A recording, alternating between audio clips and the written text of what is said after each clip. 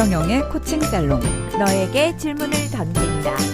행복한 삶으로의 변화와 성장을 돕는 따뜻한 봄, 새로운 봄, 여러분의 봄 코치 이재경입니다. 전 국민 1인 1코치 프로젝트 코칭 살롱의 마담, 영원히 영 할 것 같은 영코치 박정영입니다. 네, 이제 벌써 여름이 온 것 같아요.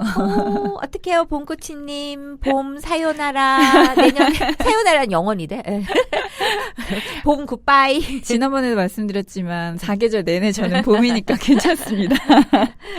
저희가 요즘에 계속 기업 코칭 스토리에 대해서 얘기를 나누고 있어요. 예, 오늘도 이제 이어서 얘기를 나눠볼 텐데요. 오늘은 주제로 얘기를 나눠볼까요? 네, 밀레니얼 세대와의 소통? 네. 과 관련된 내용인데요.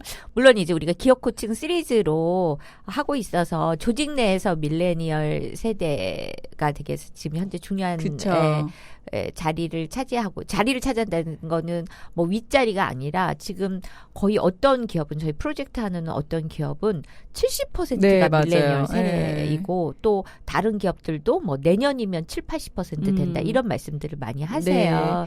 네, 그래서 밀레니얼 세대와의 어떤 소통, 그다음에 사실은 또 가정에서도 지금 많은 부모님들이 밀레니얼 세대와의 소통의 어려움을 호소하고 계시니 오늘은 조금 그 조직에서 그다음에 가정에서의 밀레니얼 세대와의 소통에 대해서 한번 이야기를 해보도록 하겠습니다. 네, 요즘 밀레니얼 세대라는 단어를 정말 많이 듣는데요. 네. 예, 코칭과는 또 어떤 관계가 있을지 궁금하기도 합니다.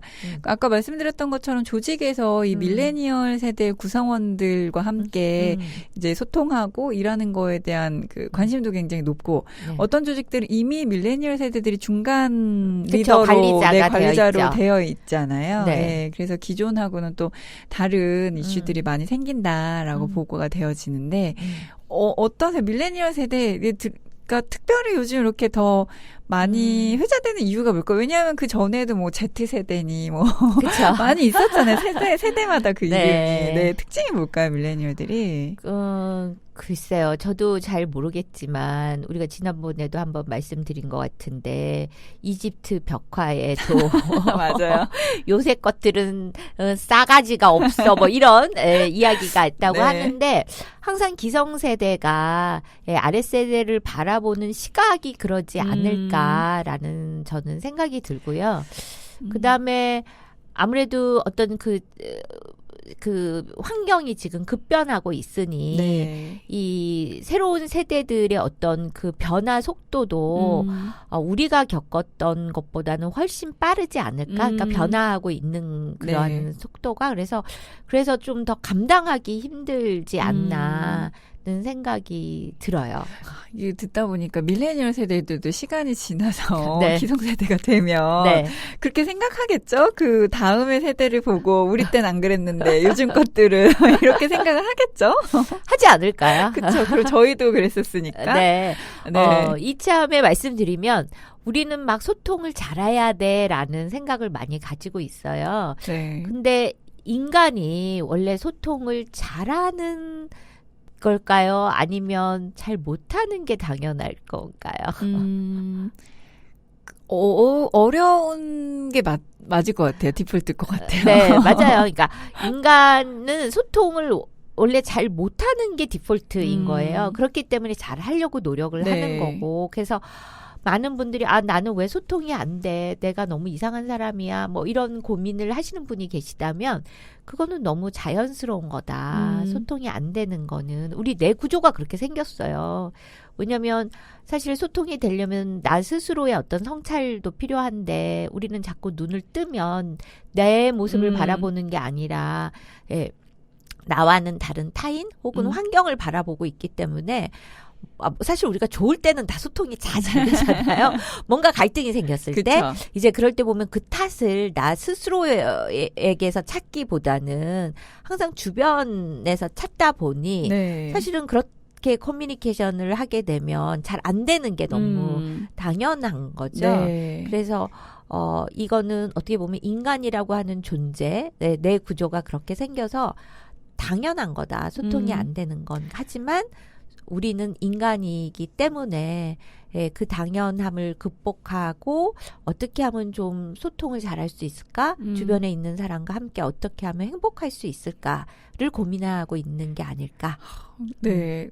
소통이 물론 어렵죠. 어려운 게 디폴트인데 밀레니얼과의 그 세대와의 소통은 더 어렵다. 다들 많이 그러시죠. 그런 얘기 네. 좀 굉장히 헉하는 경우들도 많다라거나 네. 이런 얘기들을 많이 하시니까 그 이유가 뭘까요? 어려운 건 물론 당연하지만. 네. 그러니까 이게 사실 밀레니얼 세대와 관련돼서는 사실 외국에서도 거기 공통적으로 느끼는 뭔가가 있는 것 같아요. 근데 제가 생각하기에 특히 우리나라는 조금 더 크지 않을까? 그런 느낌이 와요. 네, 이유가 뭘까요? 네. 제 생각에 일단 그 밀레니얼 세대의 가장 큰 특징은 SNS를 자기 뭐랄까요? 그러니까 태어날 때부터 이런 테크놀로지에 익숙한 세대인 거죠. 그렇죠. 예. 그러다 보니까 그게 결국에는 기술의 발전을 대변하고 있잖아요. 예. 그러다 보니 그들과 이 기성세대는 너무나 다른 소통, 즉 우리는 대인 소통을 했다면 그들은 대물 소통에 익숙한 사람들이고 하다 보니까 완전히 이 변화가 더 이렇게 점프한 듯한 느낌? 네. 그래서 좀 더 느끼지 않을까? 근데 진짜 그 확실한 거는 이제 뭐 강의나 이런 거 가서 신입사원이나 대학생들한테 무슨 이제 커뮤니케이션과 관련된 뭐 연상되는 단어들을 적어봐라라고 하면 정말 예외 없이 SNS를 적으세요. 네. 근데 우리 이제 팀장님들이나 조금 이제 기성세대를 하고 이런 걸 하면 SNS라는 단어는 거의 안 나오거든요. 그러니까 이들에게는 정말 이 텍스트 커뮤니케이션이나 말씀하신 대물 커뮤니케이션이 그냥 커뮤니케이션의 뭐라 그래야 되지? 기본, 그냥 정말 기본이라고 생각을 하는 것 같아요. 예. 그렇죠. 그리고 사실 우리나라의 경제 발전이 엄청났잖아요. 그쵸. 그러니까 과거 뭐 10년, 20년, 30년 전과 지금을 비교하면 정말 너무너무 급성장한 국가이기 때문에 그래서 이 변화가 더 크게 느껴지지 않나라는 생각을 하고 또 전 세계적으로 이 IT 기술을 삶에서 맞아요. 시시각각으로 쓰는 나라는 아마 우리나라밖에 없지 않을까 하는 생각이 들 정도잖아요. 그래서 아마 더 그 큰 갭을 가지고 있지 않을까라는 생각도 들고요. 또 하나는 그들이 자라온 환경. 그러니까 우리나라는 자식에 대한 사랑이 끔찍하잖아요. 근데 이제 하나, 둘, 요새 거의 하나잖아요.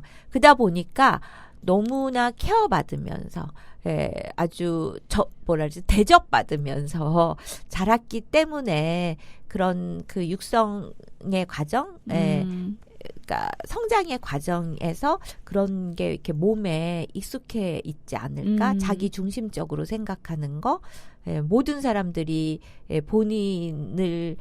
본인 중심으로 엄마 아빠가 그렇게 키웠기 때문에 좀 그런 성향도 있지 않을까라는 생각이 들어요. 네, 이게 뭐 좋다 나쁘다 이런 개념을 떠나서 이렇게 특징인 거죠, 이 세대.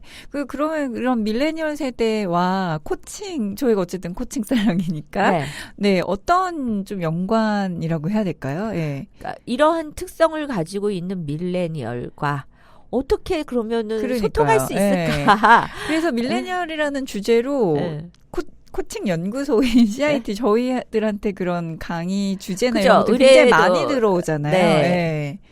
어떤 관계가 있을까요? 힘드신 거죠, 일단. 그러니까요. 많이 힘드신 거고. 그러면 그걸 어떻게 소통하지라고 했을 때 방법 중에 하나로 이제 코칭을 생각하시니까 찾아오시는 거잖아요. 네, 맞아요. 그러니까 우리가 결국에는 대화를 해야 된다는 거고요.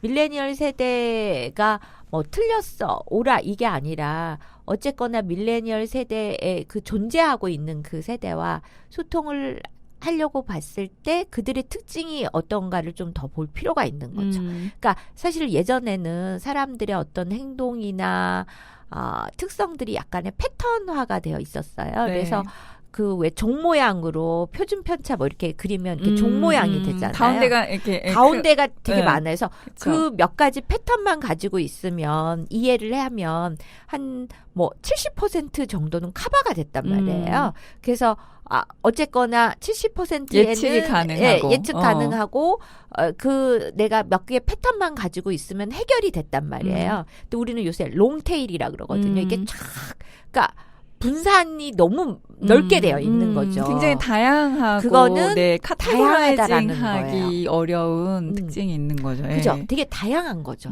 그래서 몇 가지의 패턴을 가지고는 사실은 커버하기가 뭐 10%, 20%밖에 안 되는 거예요. 네. 그래서 결국에는 내가 어떠한 패턴을 가지고 내 프레임을 가지고 대화를 하기보단 궁금해야 되는 거죠. 그들은 대체 어떤 강점이 있고 어떤 특징이 있고 어떤 생각을 하느냐 이걸 궁금해하면서 이제 대화를 해야 되는 거죠. 조금 더 개별화 1대1의 그런 대화가 굉장히 중요해지겠네요. 그쵸. 예, 그 사람에게 맞춰서. 그렇죠. 네. 네. 그래서 우리가 보통 인디비주얼리제이션이라는 표현을 쓰는데 그러니까 개별적인 접근 또 개인의 어떤 강점을 더 맥시마이즈 시키는 거 이게 되게 중요해졌고 뭐 그럼 어떻게 할 거야? 라고 했을 때 사실 이거는 단순한 스킬의 이슈가 아닌 거거든요. 내가 저 밀레니얼 세대를 어떻게 바라보고 있는가가 사실은 기초가 돼야 되잖아요. 그렇기 때문에 조금 어떤 철학을 기반으로 하고 있는 대화, 코칭이 되게 효과적으로 지금 현재 적용이 되고 있지 않나라는 생각을 하게 돼요. 그러네요. 어떻게 밀레니얼을 바라보고 있느냐 이 관점이 되게 중요하다고 말씀을 네. 하셨는데 어떻게 어떤 특징들이 어떤 관점으로 우리가 보고 있는 걸까요? 이게 여러 가지 자료들도 많이 있고 하더라고요. 그렇죠. 예. 네. 그러니까 뭐 사실 저희도 이제 들어오기 전에 찾아봤지만 밀레니얼 세대는 이러이러해 이런 약간 뭐랄까 편견 아니 뭐라 그러지 어떤 특징 이런 것들을 그쵸? 많이 이렇게 얘기를 하시잖아요. 네. 뭐 워라밸을 굉장히 중요하게 생각한다거나 이런 선입견이 그죠? 있긴 하죠. 네. 퇴사 이후에 가장 중요한 거는 돈이야. 뭐 이런. 그쵸. 제가 진짜 팀장님들을 대상으로 교육을 하거나 코칭을 하면 그분들은 그러세요. 밀레니얼 세대는 돈만 조금 준다 그러면 너무 단시간적으로 본인의 커리어를 생각해서 이동을 한다. 근데 진짜 그들이 돈 때문에 갈까? 라는 생각을 우리가 좀 해봐야 돼요. 그쵸, 그래서 네. 제가 지금 자료를 하나 가지고 있는데 삼성경제연구소에서 이제 밀레니얼 세대를 이제 기성세대에 비교한다면 어떨까라는 거예요. 한번 우리 듣고 계신 청취자분들도 한번 OX를 해보시기 바랍니다. 네, 좋습니다. 네.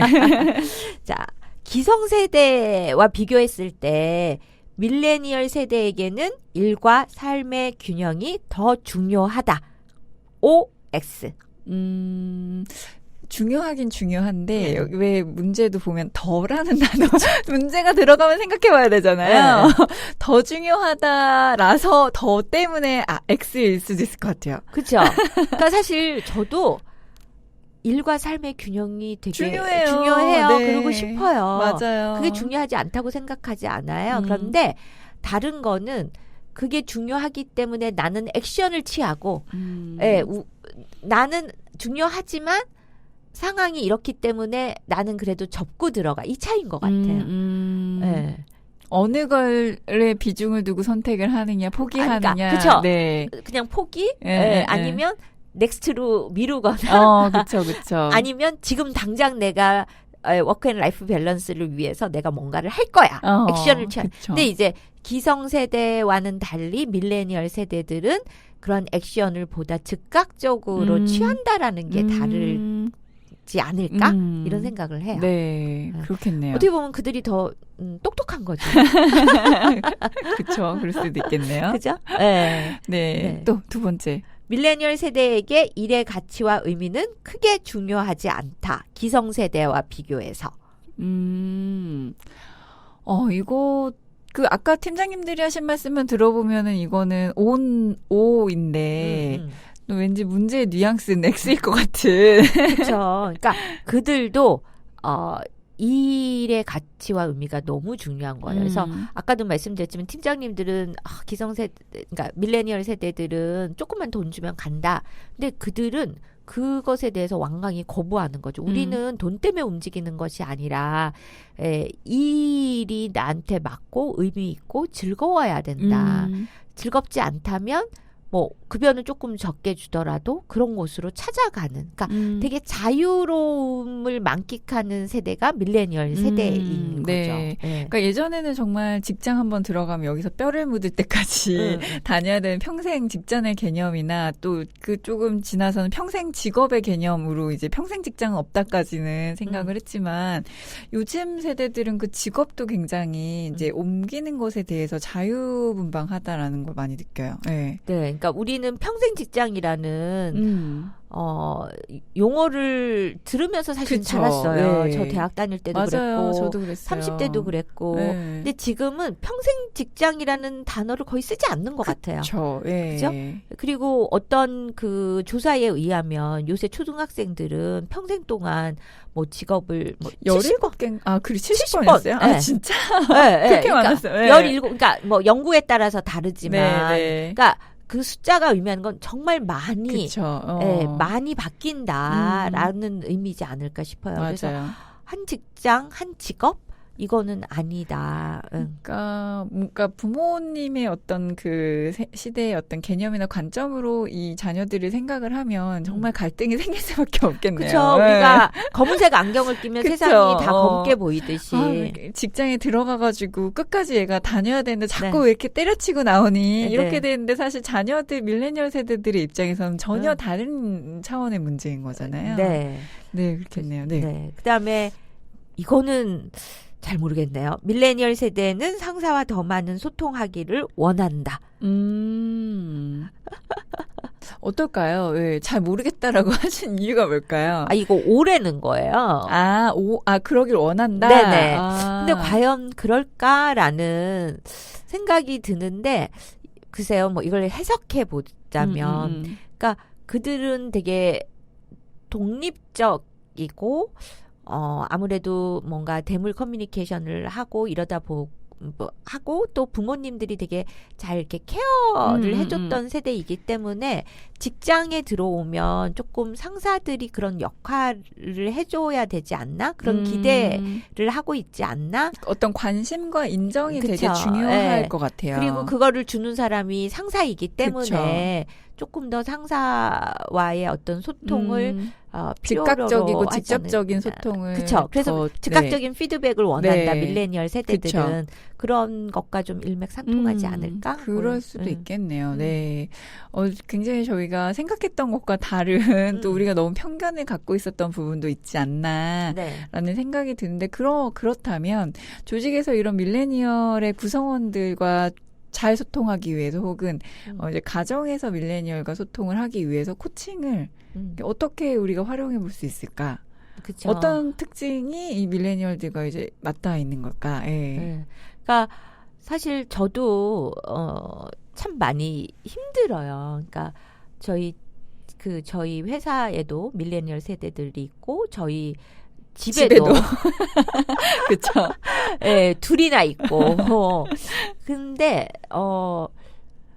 이제 이런 건 있어요. 내가 코칭을 몰랐다면 어땠을까? 그러니까 제가 계속 얘기하지만 저는 되게 FM대로 자랐던 모범생이었다고. 그렇죠. 진짜.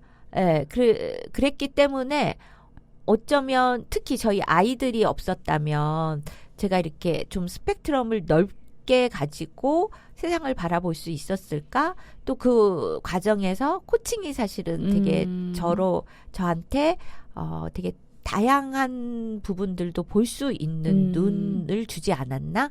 그러니까 지금 이제 제가 계속 철학이 되게 중요하다고 했잖아요. 그러니까 특히 밀레니얼 세대들은 진정성이 되게 중요한 세대라고 하더라고요. 그래서 나는 얘네들은 뭐 안 좋아. 이기적이야.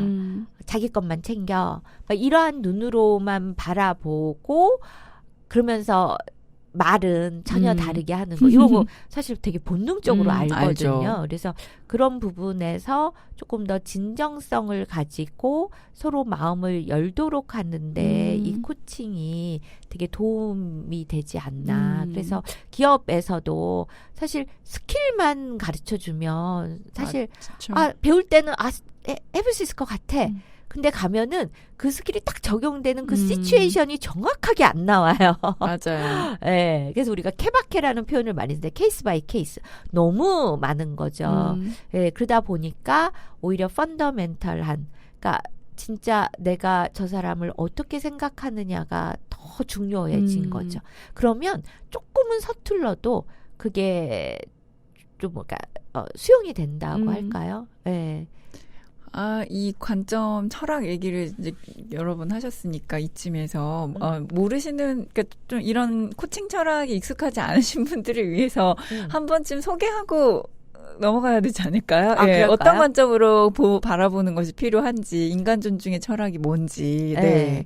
저희는 그 무선해전 이렇게 외우고 있어요. 네, 맞아요. 네, 이수진 장군이 21세기에 해전을 한다면 무선으로 할 거야. 네. 그래서 무선해전입니다. 네, 자, 띄워드리겠습니다. 네. 우리는 무한한 가능성을 가지고 있다. 네, 우리에게는 선한 의도가 있다. 네, 해답은 우리 안에 있다. 우리는 전인적인 온전한 인간이다. 네, 이런 인간 존중의 철학을 바탕으로 스킬도 필요한 거고, 이걸로 이제 밀레니얼 세대들을 바라보는 것이 우선적으로 선행돼야 된다는 말씀이신 거잖아요. 그렇죠. 근데 제가 이제 우리는이라고 했는데 아마 여러분들도 나를 한번 넣어보세요. 그죠? 네. 나에게는 무한한 가능성이 있다. 그다음에 나에게는 선한 의도가 있다. 해답은 내 안에 있다. 나는 전인적인 온전한 인간이다. 네. 맞나요? 틀리나요? 맞습니다. 그죠? 믿습니까? 믿습니다. 그렇다면 진짜 일단 중요한 거는 나 스스로 나에게 무선회전이 있는 거를 믿느냐라는 거고요. 그렇다면 내 눈앞에 있는 또 다른 존재, 또 다른 사람도 사실은 나와 같은 인간으로 무선회전이 있는 거죠. 네. 그 관점이 되게 중요해요. 그래서 나와 관계하는 모든 사람들은 선한 의도, 그러니까 긍정적인? 그죠? 긍정적인 시각을 바라보는 거죠. 그런데 우리가 사실은 그 사람이 하는 행동 자체는 옳다 그르다를 얘기할 수 있어요. 하지만 그 행동이 나온 그 내면에, 그 사람 내면에 어떠한 니즈나 이런 것들은 우리가 옳다 그르다라고 얘기할 수 없는 거죠. 네. 네. 그런 의미에서 우리가 눈으로 보이는 행동은 뭐 조직적인 규정에 의하거나 우리가 관례적으로 이건 맞지 않아라고 얘기는 할 수 있죠. 하지만 그러한 행동을 하게 된 그 내면에 그 사람의 어떤 의도가 무엇이었는가를 좀 호기심을 가지고 궁금해야 되는 거고, 그러한 것들을 좀 대화해서 풀어낼 수 있도록 해주는 거, 그러면 서로 이해 폭이 넓어지는 거잖아요. 그래서 그런 의미에서 이 코칭이 되게 파워풀하지 않나 하는 생각을 하게 돼요. 네. 그리고 또 듣다 보니까 저는 이제 그 밀레니얼 세대를 대물 커뮤니케이션에 익숙한 세대라고 말씀을 하셨잖아요. 근데 어쨌든 하지만 기본적으로는 같은 인간이니까 뭔가 누군가 이렇게 나에게 온전히 집중해서 면대면으로 네, 이야기를 들어주고 이렇게 관심을 가져주고 이러한 그 경험이 상대적으로 적을 것 같아요. 그래서 이러한 것들을 또 직접 느끼게 되면 밀레니얼들에게도 굉장히 중요한 경험이고 필요한 그 교감이잖아요. 네. 그런 부분에서도 코칭이 굉장히 큰 힘을 갖지 않을까라는 생각이 좀 듣다 보니까 들었어요. 네. 네, 맞습니다. 그런 대화를 할 기회가 상대적으로 아마 훨씬 적지 않을까, 밀레니얼들은. 그렇죠. 그리고 또 하나 이제 제가 지금 생각이 나는 것 중에 하나가, 그러니까 밀레니얼 세대는 되게 개성이 강하고 어떻게 보면 자기만의 세상이 있는 사람들인 거죠. 그리고 되게 자유로움을 추구하고, 그런데 또 그러니까 전혀 정반대의 극단적인 현상은 우리나라에서 많은 밀레니얼들이 공무원을 지원한다는 거예요. 그러니까요. 자유랑은 전혀 그러니까요. 네, 맞아요. 연관성이 없는. 그럼 이유가 뭘까요? 저는 그들을 지배하는 감정이 무엇인가라는 거예요. 불안과 불안하죠. 두려움이거든요. 네. 근데 이게 왜 그럴까라고 했을 때 일단 이제 우리의 경제 성장이 급성장하는 시기는 이제 끝났다. 그쵸. 사실 저희 때만 해도 대학 나오면은요. 취업 걱정 안 했거든요. 예. 다 들어갔어요. 근데 지금은 뭐죠? 스카이를 나와도 취업난이 정말 취업을 심각하죠. 고민해야 예. 되는 상황이 벌어진 거잖아요. 또 하나는 이들은 2008년도에 글로벌 금융위기를 겪었어요. 예, 그래서 이 세상이 너무 내 편이 아니구나. 내 미래를 어떻게 내가 꾸려나가지. 게다가 변화도 빨라. 모호해. 네, 이런 시대를 또 살고 있는 거잖아요. 그러니까 극단적인 어떠한 그 행동들이, 그러니까 현상들이 나오는 것 같아요. 극단적으로 자유로워서 우리가 생각하기 아니 저런 대기업에 들어가기까지 얼마나 고생을 했는데 3개월 지나고 나랑 적성이 안 맞는 것 같아요. 난 여기서 성장 못할 것 같아요. 이러고 나오는 사람이 있는가 하면 최극단에서는 공무원이 되기 위해서 진짜 경쟁률이 얼마나 세요. 그러니까요. 그다음에 초봉.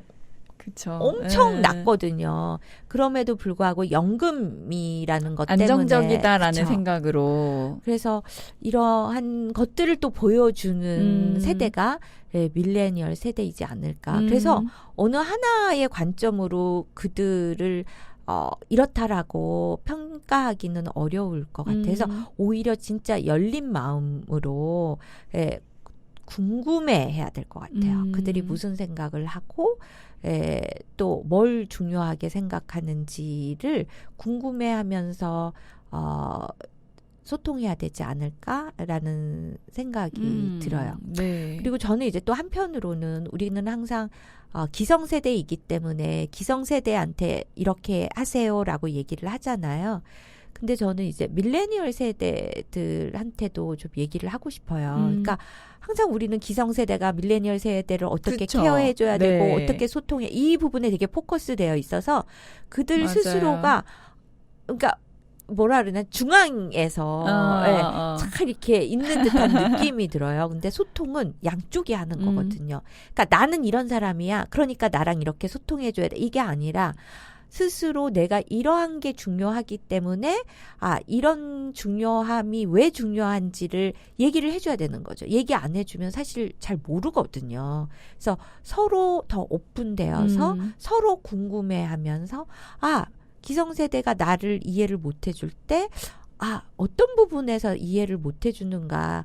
물론 이게 사실은 윗사람이 조금 더 먼저 스타팅을 해야 되는 게 맞아요. 그런데 저는 이제 조직에서 그러니까 부모님과는 또 다른 거고 조직에서 봤을 때 모든 시스템이 막 위에가 변해야 되고 맞아요.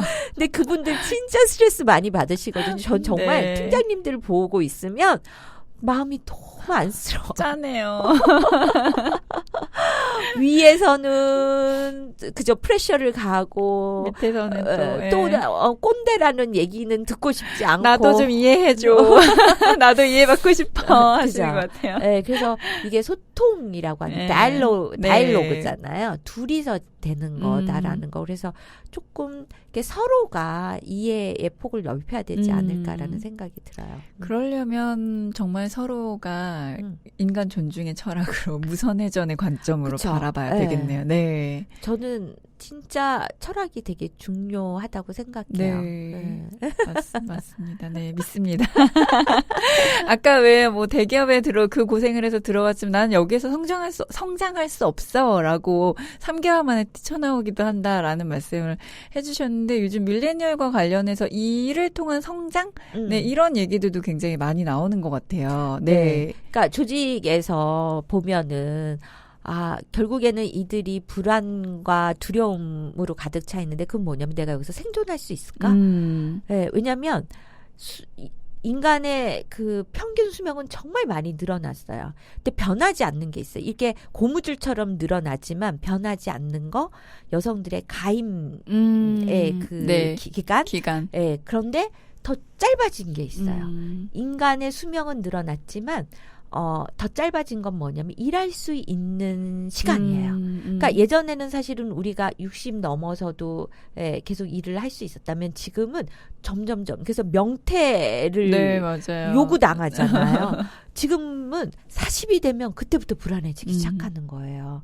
예, 그래서 이들은 무슨 생각을 하면 내가 이제 20대, 30대가 지금 40대가 되면은 내가 여기서 정말 임원이 되거나 아니면 나가거나. 그러니까 결국에는 나가려면 어떻게 돼요? 내 밸류를 업해야 되거든요.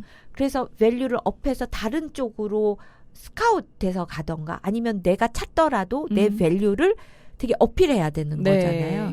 그래서 지금의 어떠한 그 상태를 유지한다고 하면은 이건 퇴보되는 거죠. 그러니까 지속적으로 성장해야 된다라고 하는 그 압박감을 가지고 있어요. 근데 많은 분들이 어디서 성장하냐라고 물어보면 사실은 현업이거든요. 일을 하면서. 그쵸. 보통은 뭐 성장하면 교육을 받는다거나 이런 것들 떠올리시는데. 특별히 어떤 교육을 받는다고 그쵸. 생각하지만 사실은 대부분의 사람은 매 순간 매일매일 일을 하면서 성장을 하게 돼요. 그런데 숲 안에 있으면 그 내 눈앞에 있는 나무만 보이지 전체 숲이 보이지 않잖아요. 일을 하는 사람들은 내가 이 일을 하면서 성장한다라는 생각을 못 해요. 그냥 나는 이 일을 해치운다.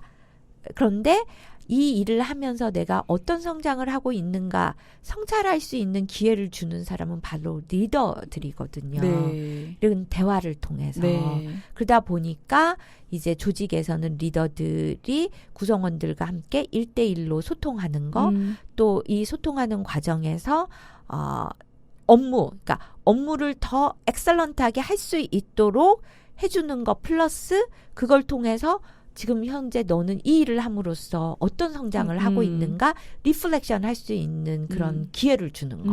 그래서 거의 모든 대기업에서는 지금 현재 일을 통한 성장 그런 과정에서 리더의 역할이 되게 중요해진 거죠. 왜냐하면 너무 바빠요. 맞아요. 그래서 일 따로 육성 따로 이렇게 갈 수가 없어요. 그래서 점점 그 팀장님들을 대상으로 한 혹은 파트 리더까지 이제 내려간 것 같은데 그 리더들을 대상으로 한 코칭 교육이 많이 이루어지고 있고 리더들의 그런 1대1 면담 능력이 굉장히 중요해지고 있는 추세인 것 같아요. 예. 그렇죠.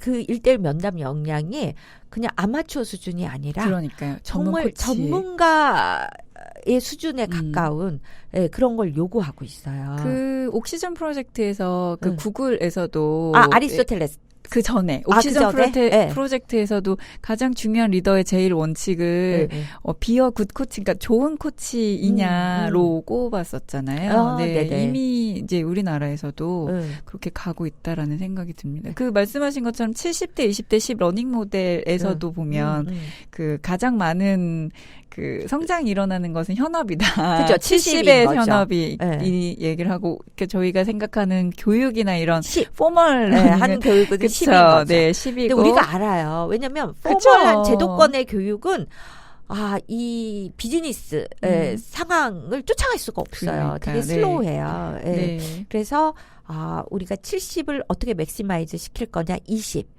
리더의 코칭과 피드백을 통해서 이 70을 맥시마이즈 시키는 거죠. 네. 되게 중요한 포인트입니다. 네.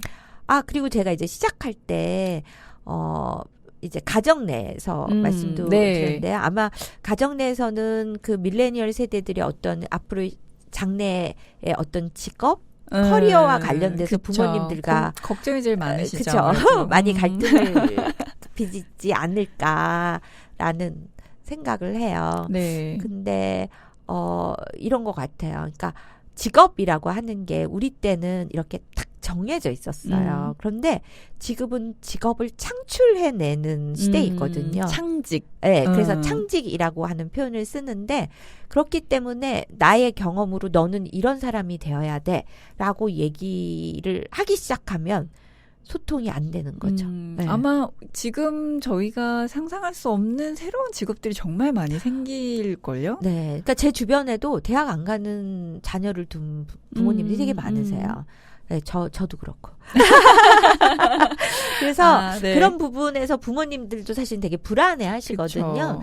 근데 이제 그 나도 불안하면 그 불안이 아이들도 느끼죠. 전해지죠. 네. 그래서 그런 부분에서 좀 많이 오픈하시고, 네, 그들이 대체 그 길로 가려고 한다면 그게 되게 의미 있을 것이다라는 믿음을 가지고 그 다음에 이제 호기심을 갖고 물어보셔야 되는 거죠. 여러분 코칭을 배우십시오.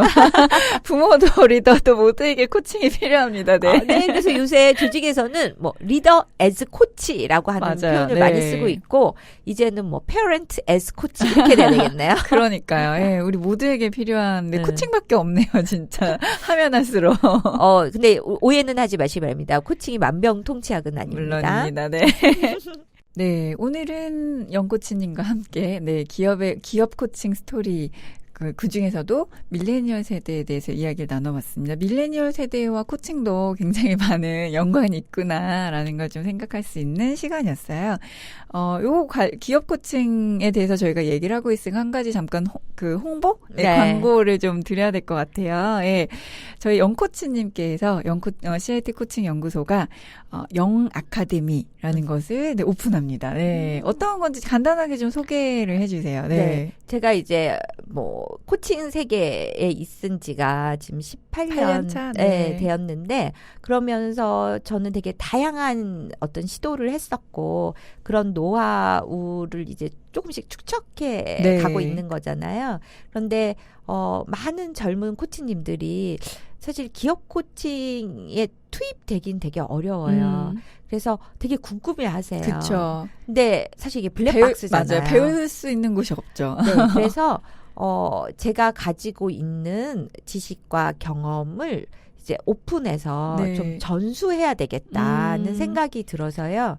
영 아카데미다. 영은 저의 영코치의 영이기도 하고. 예, 그 다음에 대상자도 영입니다. 차세대 코치님들을 대상으로. 네, 그래서 80년 1월 이후 출생자만 지원하실 수 있습니다. 네, 밀레니얼들만 지원할 수 있습니다. 그러네요, 진짜. 네, 그래서 저희 영아카데미 1기는 기업 코칭 PM, 프로젝트 매니저 전문가 과정으로 저희가 개설을 합니다. 그래서 만 40세, 80년 1월 이후 출생자이시고 또 코치이셔야 되잖아요. 그렇죠. 코치 자격증을 가지고 있어야 되죠. 차세대 코치 육성을 위해서 저희가 오픈하는 거기 때문에 KAC 자격 이상 소지하고 계신 분에 한해서 지원이 가능하시고요. 1기 기업 코칭 프로젝트 매니저 전문가 과정에 관심 있으신 분들은 6월 26일까지 저희가 신청을 받고 있어요. 그래서 좀 더 자세한 내용은 저희 CIT 코칭 연구소 홈페이지에 들어오시면 확인하실 수 있으니까 확인하시고 지원 많이 지원해 주시고 저희가 1기에게는 장학금 혜택 드리고 좀 혜택이 많이 있습니다. 그래서 우수 수료자에 대해서는 또 다양한 기회를 PM으로 활동하실 수 있는 기회도 제공할 예정이니까요. 기업 코칭에 관심 있으셨던 하지만 마땅히 배울 곳이 없어서 답답하셨던 차세대 전문 코치님들의 많은 지원 부탁드립니다. 네.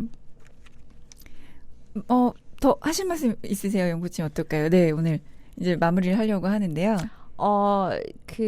사실 이제 코칭하면 기업 쪽이면 내가 임원이 아니면 못하나, 네, 내가 조직 경험이 없으면 못하나라는 생각을 많이 가지고 계세요. 네.